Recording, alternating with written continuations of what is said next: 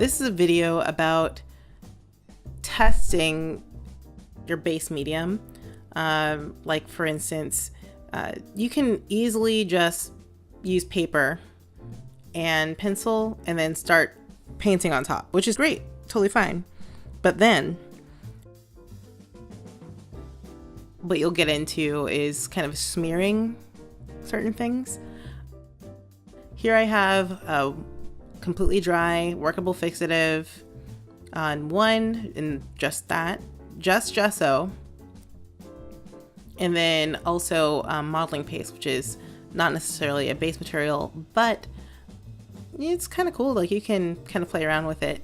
You can use it to texturize areas, and what I'm kind of showing here is how these mediums kind of work. And you can see here with the gesso, it is still smearing a little wee bit. The workable fixative is really smooth because it's just, I feel like it's even smoothed out some of the roughness of the texture of the paper and actually helped the material not gather as much for the paint. The gesso seems to kind of stick. Now, modeling paste, and I guess you can't really see it with this camera, it creates a textured kind of thing. So there's like little peaks and valleys for things to settle in that. Since I didn't lay any fixative down, it's taking some of the form from the pencil. So it's actually kind of mixing in there. So that's something that's kind of good. You can use modeling paste to create textured areas like fur.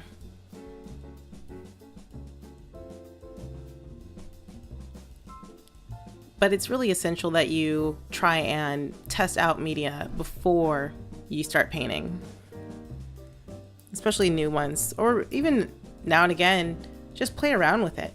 You know, that's like the best thing you can do with paint and learning how to paint.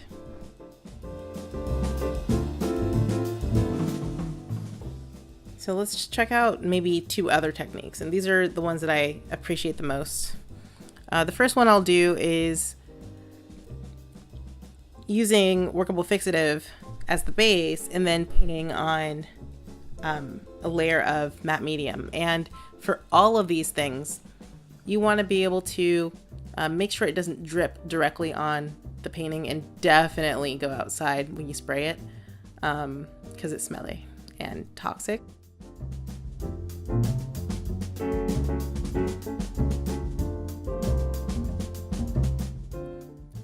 Another thing is for the matte medium, and as well as gesso, you want to make sure you thinly spread it.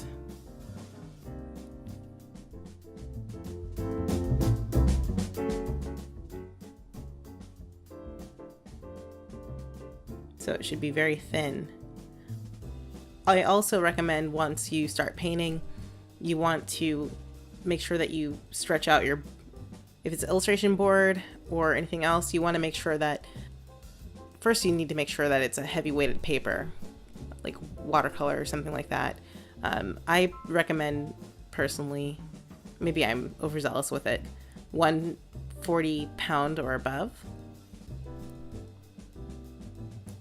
And then when I'm actually working with those things, I'm just making sure that I use some kind of masking tape to fix it to the surface so it doesn't move around on me, and it kind of helps with curving. Painting becomes too wet, it'll start buckling, and that does help. Another thing that you can do is prep your watercolor paper, and there's some videos on the internet about it. I personally don't do it. I think it's just the way in which I work, but you can. It's basically wetting the entire paper and then having it mounted as it dries. So it's basically stretching it to the board that you're mounting it on.